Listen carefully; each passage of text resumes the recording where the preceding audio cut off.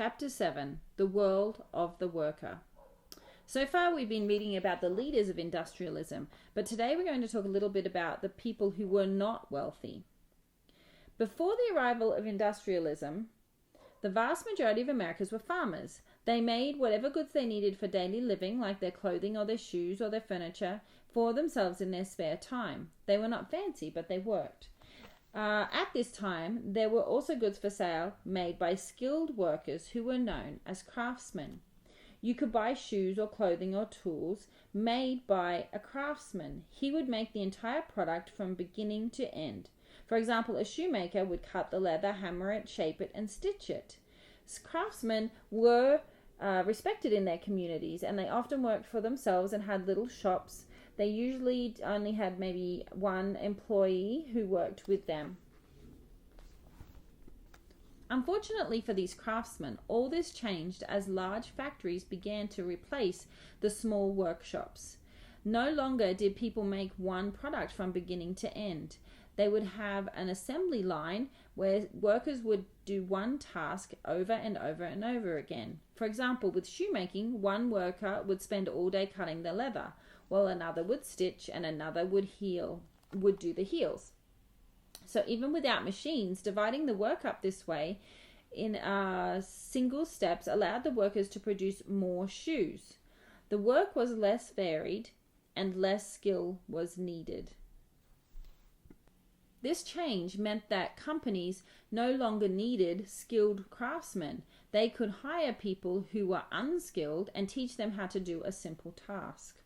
The employer paid all of them as much as a skilled worker would earn. So rather than just having one craftsman, they would now have 3 or 4 people doing the job, but being paid very little. Unfortunately, of course, that meant that many skilled workers lost their jobs. They were no longer able to compete with the cheaper products and had to get factory working jobs themselves.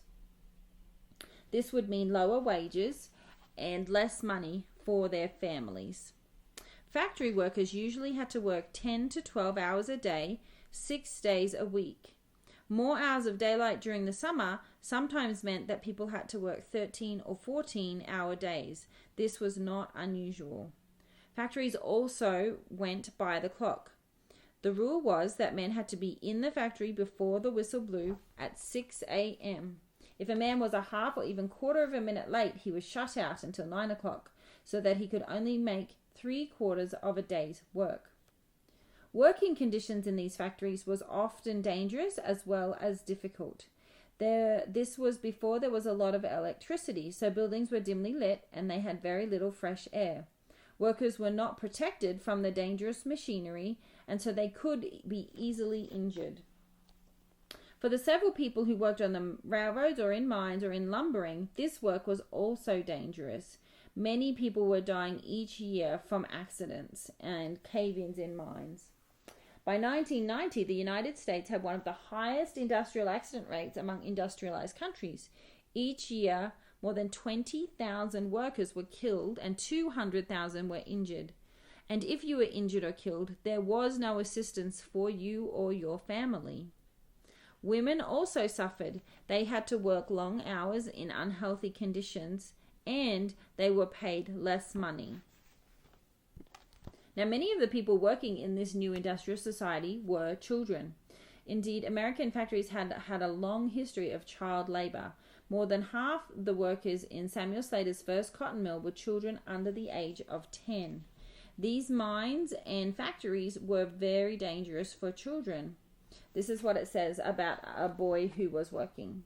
The boy must sit on his bench all day, bending over constantly to look down on the coal that is passing beneath him.